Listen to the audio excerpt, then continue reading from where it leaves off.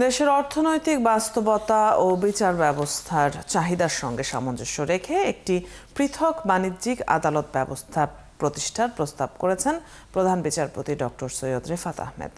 রবিবার Bangladesh supreme court ও ইউএনডিপির যৌথ উদ্যোগে আয়োজিত বাণিজ্যিক আদালত শীর্ষক এক সেমিনারে তিনি এই প্রস্তাব দেন। এ সময় প্রধান বিচারপতি বলেন, বিশেষায়িত বাণিজ্যিক আদালত প্রতিষ্ঠার কার্যক্রম অনেক দূরে গিয়েছে। সম্প্রতি জুডিশিয়াল পদায়ন ও গঠন বিধিমালা প্রথমবারের মতো বিশাল ক্ষমতা দিয়েছে। বিভিন্ন ডেভেলপমেন্ট পার্টনার থিমের সঙ্গে এ বিষয়ে কাজ হচ্ছে।